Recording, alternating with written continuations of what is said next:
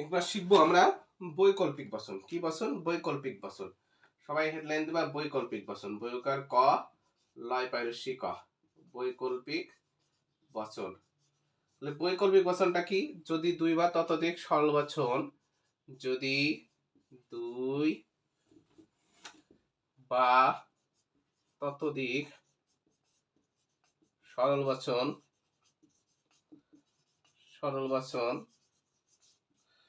কি কি দ্বারা হয়তো, হয়, অথবা কিংবা যোজক দ্বারা যুক্ত হবে। কিংবা যোজক দ্বারা যুক্ত হয়, যোজক দ্বারা যুক্ত হয় তখন তাকে বৈকল্পিক বচন বলে। বৈকল্পিক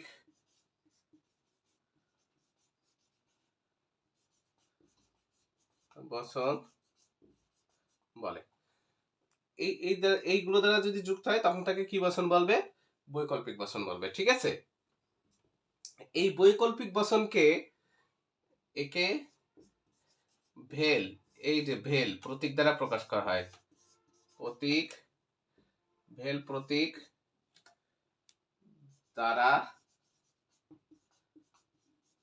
প্রকাশ করা হয়। এই বৈকল্পিক বচনকে কি ভেল প্রতীক দ্বারা প্রকাশ করা হয়। ঠিক আছে? একে ভেল প্রতীক দ্বারা প্রকাশ করা হয়। ওকে, একটা উদাহরণ দেখি। উদাহরণ, আমরা একটা উদাহরণ দেখলাম।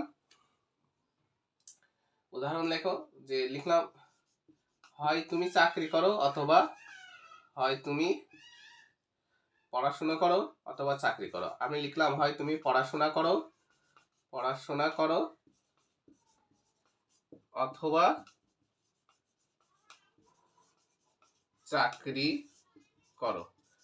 ঠিক আছে? তাহলে আমরা তুমি পড়াশোনা করো সমান সমান পি ধরলাম। মনে করো তুমি পড়াশোনা করো সমান সমান পি, আর চাকরি করো সমান সমান কিউ দিলাম। চাকরি করো সমান সমান কিউ। তাহলে এর প্রতিকায়ন করলে কি হবে? এই যে প্রতীক কি হয় অথবা আছে, তাহলে প্রতিকায়ন করলে কি দাঁড়াচ্ছে দেখো, পড়াশোনা সমান সমান পি, চাকরি করো সমান সমান কিউ, আর এই যে হয় অথবার জন্য এখানে ভেল চিহ্নটা বসে গেল। তাহলে প্রতিকায়ন করলে কি দাঁড়াচ্ছে, যে পি ভেল কিউ। ঠিক আছে? এটা কিন্তু আমি বোঝার জন্য দিচ্ছি, কিন্তু এর মূল যেটা সুন্দর করে লিখতে হবে পরীক্ষায় আসলে, সেইটা আমি তোমাদের পিডিএফ দেব। যদিও ফেসবুকে পিডিএফ আমি শেয়ার করতে পারি না, আমার হোয়াটসঅ্যাপ নাম্বার দেবো আজকের ক্লাসে, সবাই হোয়াটসঅ্যাপে করলে আমি দিয়ে দেবো। দেখো এখন এটাকে আমরা কি লিখতে পারি, যে এর সূত্রটা কি লিখতে পারি? সূত্রটা এমন লিখবা যে এফ ভেল এফ সমান সমান এফ হয়, আর সব ক্ষেত্রে বা যেমনই থাক সব ক্ষেত্রে টি হবে।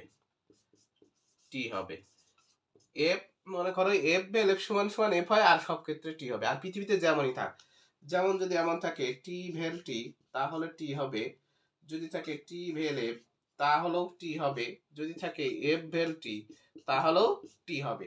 তোমার এতগুলো মনে রাখার কোনো দরকার নেই। তোমাদের এত তিনটে মনে রাখবা কি করতে, তুমি শুধু এইটুকু মনে করো এফ ভেল এফ সমান সমান এফ হবে, আর যেমনই সব টি হবে। এত এত কিছু তোমার ভাই মনে রাখার দরকার নেই। তুমি শুধু এই লাইনটা মনে রাখবা, এফ ভেল এফ হলে এফ হবে, আর পৃথিবীতে যেমনই যে অবস্থায় থাকুক না কেন সব ক্ষেত্রে কি হবে? টি হবে। তাহলে বৈকল্পিক বচনটা কি? দুই বা ততোধিক সরল বচন হয় অথবা কিংবা যোজক দ্বারা যুক্ত হবে। এক কথায় শেষ। একে ভেল প্রতীক দ্বারা প্রকাশ করা হয়। আর এই যে একটা উদাহরণ, কিন্তু আমাদের মূল জিনিসটা লাগবে এইটা। আর এটা মনে করো সংক্ষিপ্ত প্রশ্নে আসতে পারে। সংক্ষিপ্ত প্রশ্নে আসলে এমন লেখা যাবে না। এটা যদি ক বিভাগে আসে তাহলে এইটুকু লেখা যাবে, কিন্তু সংক্ষিপ্ত প্রশ্নে আসলে কিভাবে লিখবা তার জন্য আমি পিডিএফ ফাইল দেবো। পিডিএফ ফাইলে সুন্দর করে লেখা আছে, সেটা দেখে দেখে লিখো।